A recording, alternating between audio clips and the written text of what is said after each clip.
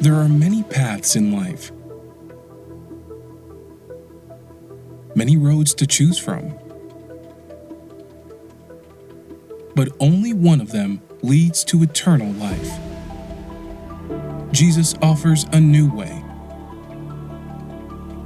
and invites us along to welcome others, to live with integrity, to share the good news that He alone is the way, the truth, and the life. If you have Him, you have all you need. There is no other way.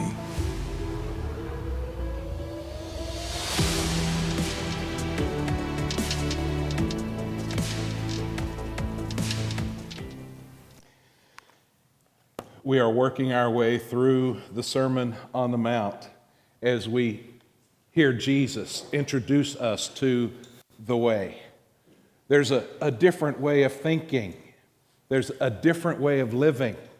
He says to his congregation that day, I know this is what you're used to, but things are about to change. He said that specifically. In 6 different times, he said, you have heard it said this, but I say to you this. He introduces a new way of thinking. And this morning, I want us to look at the 5th time that he used that formula. Last week, we looked at the first 4 times. You've heard it said this, but I say that. We saw 4 of them last week. I want us just to look at one this week. Look with me in Matthew chapter 5. I want us to look at verse 38. Matthew chapter 5, and we're going to begin at verse 38 as we consider the thoughtful way. And as we think about the thoughtful way, I mean that word thoughtful in more than one way. You know, thoughtful means you were nice. We both got to the door at the same time, and I paused and held it open for you. That was thoughtful. It's just a nice thing. But thoughtful also means that my actions are based on a thought, that I decided to do something. This morning, I want us to recognize the difference between an emotional reaction and a thoughtful response. You and I live most of our lives reacting to everything around us. And most of that is based on emotion, especially when you're on I-35. But what we want to do is allow Jesus to show us part of this new way is to start living a life that is driven by thoughtful response instead of emotional reaction. Let me show you some of that this morning. A major theme in the Sermon on the Mount is that we move one step beyond what has been expected of us. We move beyond just an emotional reaction to a deeper experience, a thoughtful response. The Sermon on the Mount pushes us to go farther in so many ways. It pushes that we move beyond legalism into love. In the Sermon on the Mount, we're pushed to go beyond rules to attitudes. We're pushed to go beyond external expectations to internal intentions. Jesus moves us here beyond emotional reaction to thoughtful response. Look at verse 38. You've heard that it was said, an eye for an eye, a tooth for a tooth. But I say to you, do not resist the one who is evil. But if anyone slaps you on the right cheek, turn to him the other also. If anyone would sue you, take your tunic, let him have your cloak as well. If anyone forces you to go 1 mile, go with him 2 miles. Give to the one who begs from you, and do not refuse the one who would borrow from you. That paragraph is all based and founded on the beginning of the paragraph. You've heard an eye for an eye, a tooth for a tooth, but I say to you, don't resist the one who is evil. That is his primary point, that we want to move beyond what we've always been taught. He's going to show us 4 examples of what that looks like in real life. But before we get to those 4 examples, let's make sure we understand what he's saying at the beginning. You've heard it was said, an eye for an eye, a tooth for a tooth. You and I have heard that as well, haven't we? We've heard that our whole lives. Eye for an eye, tooth for a tooth. The problem is you and I have most likely heard that verse used incorrectly. It sounds to me like that's saying, if you hurt me, I get to hurt you back. Eye for an eye, tooth for a tooth. You take an eye, you lose an eye. So there. In actuality, when you look back into the history of this law, which, by the way, predates Moses' law, you'll find eye for an eye and tooth for a tooth at least twice in the Old Testament law, but the understanding, the concept goes all the way back. It's in Hammurabi's code. It goes all the way back a long way. And when it was established, the idea was not retribution. It was limiting your response. In other words, it wasn't saying if somebody takes your eye, you get to take theirs. It was saying if somebody takes your eye, you don't get to beat them to a pulp and blind them. If somebody knocks out your tooth, you don't get to beat all their teeth out of them. It limited justice. We don't use it that way very often. We use it for retribution, get backs. Jesus says, you've heard eye for an eye, tooth for a tooth. That's the standard. That's the basic standard. But I say to you, I want to drive you to a thoughtful response instead of an emotional reaction, emotionally getting back at someone. I want to drive you to something deeper. And so I say to you, don't resist the one who is evil. Now that's hard for us. So let's unpack it carefully, because I want to make sure you realize he is not saying you have to put up with abuse. He is not saying you have to sit there and take it when someone starts pummeling you. That's ridiculous. And it's not even biblical. There's biblical support for self-defense and defense of others. But what he is saying is stop and think about your response instead of just emotionally reacting right away. To help us understand it, he gives us 4 examples that might happen in everyday life. Let's look at the first one as we think about how he calls us to resist revenge. He's helping us to learn that we don't worry about this eye for an eye, get back, emotional thing. Instead, we're going to have thoughtful response and resist the one who is evil. And the first example, he says, if anyone slaps you on the right cheek, turn to him the other also. Again, understand he's not talking about abuse. He's not saying if someone hits you, you stand there and have them hit you back. What he's actually talking about is an insult. Let me show you why. Cody, I know you're easily embarrassed. Would you come up here, though? Would you mind? I know you're shy, but are you right-handed? Depends. Let's say you're right-handed. Let's say you're right-handed, okay? Yep. This is my right cheek. Mm-hmm.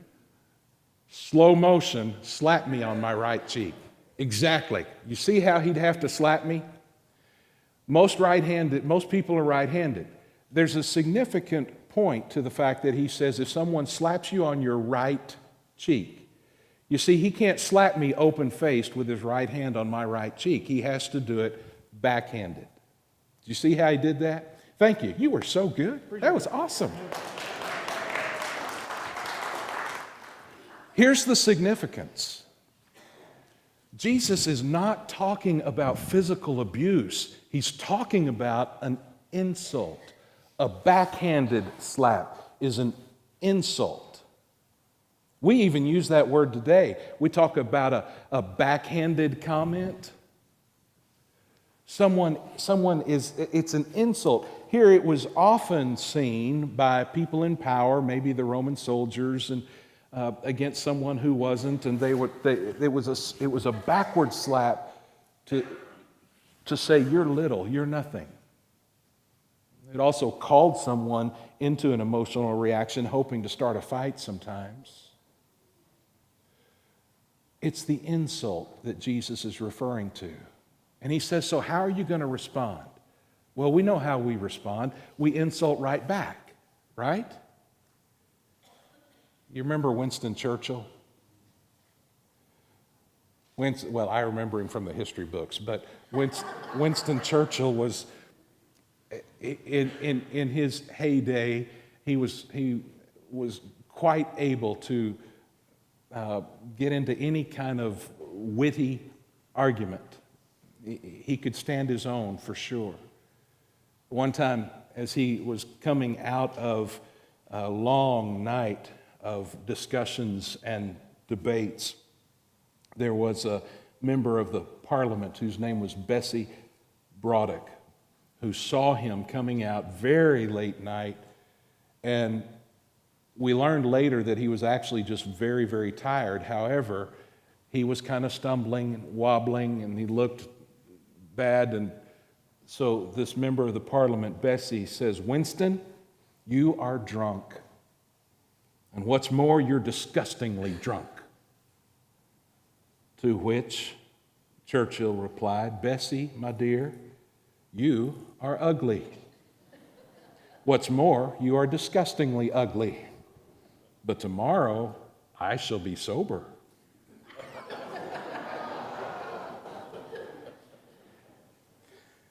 That's one of those that takes a second. You can kind of feel the wave go through the room. It's, oh, I got it. On another occasion, Lady Astor said to Winston Churchill, if you were my husband, I'd put poison in your coffee. To which he replied, if you were my wife, I'd drink it. And that's how we usually interact with each other. You get me, I'm going to get you back. And Jesus says, what if we show love in another way? Instead of feeling like we've got to get even and have our get backs, what if we resist revenge and we give a thoughtful response? Proverbs 15:1 says, a soft answer turns away wrath, but a harsh word stirs up anger. In another way, Paul addresses this in Romans chapter 12. It's too long to fit on a slide, so let me read it to you, Romans 12, beginning in verse 17.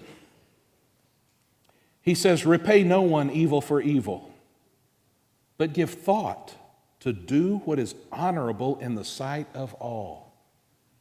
If possible, so far as it depends on you, live peaceably with all. Beloved, never avenge yourselves, but leave it to the wrath of God, for it is written, vengeance is mine, I will repay, says the Lord. To the contrary, if your enemy is hungry, feed him. If he's thirsty, give him something to drink. For by so doing, you will heap burning coals on his head. Do not overcome evil. Let me rephrase. Do not be overcome by evil, but overcome evil with good. Jesus says, let's take things a step further. You've heard it said, eye for an eye, tooth for a tooth, but I'm encouraging you to take that extra step and instead of reacting emotionally, respond thoughtfully, resist revenge. Most of the people I know live life on one of three levels. There are some who return evil for good. I've met them. No matter how much good you do, no matter how nice you are, no matter how much sacrifice you make, no matter how hard you work, they're always going to respond with grumpy, nasty, evil ugliness. Some people respond or return evil for good. We call that the hellish level. Then there is the human level. And that's where we hope most people will, that's where we expect, I should say, most people hang out. And that is, these people return good for good. As long as you're good to me, I'll be good to you. We can get along, we can be good neighbors, we can hang out. If you're good to me, I'm good to you. That's the human level. Yet Jesus calls us to that third level, what we might call the heavenly level. And these are the people who return good for evil.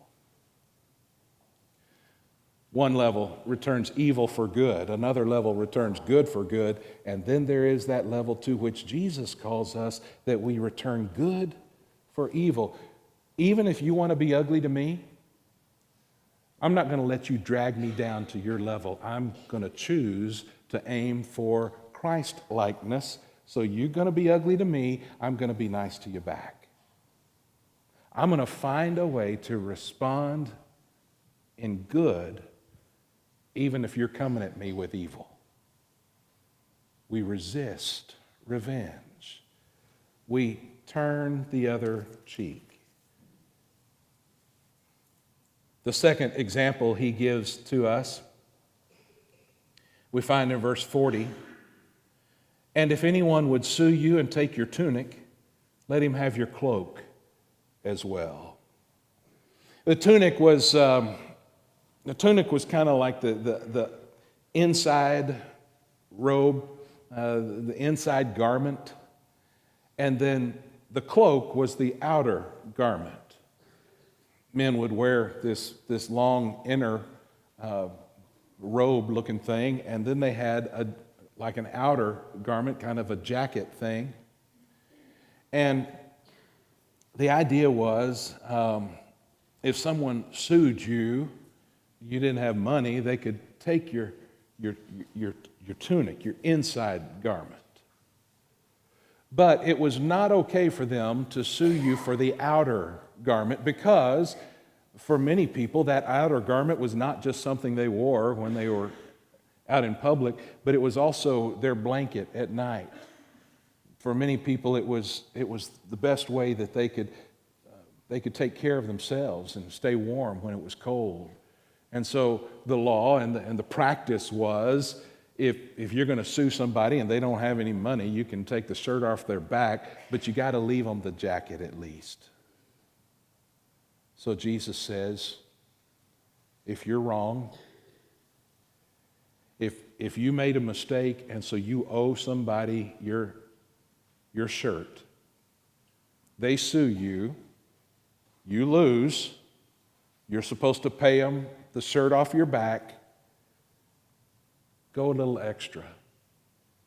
Give them the coat as well. Just to say, look, if you need this so bad that you're willing to sue me for it, here, you need it worse than I do. Go that little extra to show Christ-like kind of love. You say, well, that's crazy. Yeah, it's crazy because of the way we think. But Jesus teaches us to set aside selfishness. Resist revenge. Turn the other cheek. Set aside selfishness. If you owe somebody one thing, give them two. Set aside selfishness. You say, that's just crazy. Remember the change that happened in Zacchaeus' life? Zacchaeus was a wee little man, and a wee little man was he. Climbed up in the... Yeah, you know it. The bottom line is he was a tax collector, and he cheated people until he met Jesus. And after he had dinner with Jesus and Jesus changed his life, Zacchaeus said something very interesting, recorded for us in Luke chapter 19 at verse 8. Zacchaeus stood and said to the Lord, "Behold, Lord, the half of my goods I give to the poor, and if I have defrauded anyone of anything, I restore it fourfold." He didn't just pay back what he had to pay back, he even gave more. He set aside selfishness. And we've got to move quickly to the next two, but before we do, let me just throw this out there for you. Some of the most unhappy people I know, some are in church and some aren't, but some of the most unhappy people I know are always thinking about self. Did they talk to me? Do I like this? Am I being satisfied? Am I being served? And they're unhappy all the time because you'll never be served or satisfied enough when all you think about is self. But you know some of the happiest people I know in church and out? Some of the happiest people I know are some of the least selfish, the selfless people. The happiest people are those who have found joy by making sure that others have what they need and want. It's an amazing thing about how life works. Set aside selfishness. Number 3, exemplify excellence. Look what he said. This is another everyday example of how we can live out the original concept of responding thoughtfully. Third example is to exemplify excellence. Look, he said in 41, "If anyone forces you to go 1 mile, go with him 2 miles." It's a practice that only made sense to a Jewish congregation as he was speaking that day, because the practice was that they were under Roman rule, and a Roman soldier who was carrying his pack and his stuff and all the, whatever he had to carry to do his job, if he saw a Jewish person there, he could say to that Jewish person, "You take my load and carry it for me." But over time, they had begun to kind of abuse the Jews a little too much. And so they came up with their own rule within the Roman military that we're only going to allow you to force someone to carry your stuff for 1 mile. You can't ask them to do any more than that, but you can make somebody carry your stuff for 1 mile if you want to. And so Jesus says, when one of those guys comes by and forces you to carry his stuff for him 1 mile, surprise him. Take an extra step. Go a little farther than the standard. Live a little higher than expected. And exemplify excellence. Picture 2 Jewish boys, if you will. One of them required to carry the pack of a Roman soldier, picks it up, grumbling, looks down at the ground the entire time, never says a word. He walks every one of those 4,860 feet. A Roman mile is different than ours. And before he went to that 4,861st foot, he drops the pack, looks at the soldier, rolls his eyes, and walks away. He did what was expected. But then think of another Jewish boy. Here, this young man picks up the pack, looks at the soldier in the eye, and he begins to walk. He says, "Where are you from?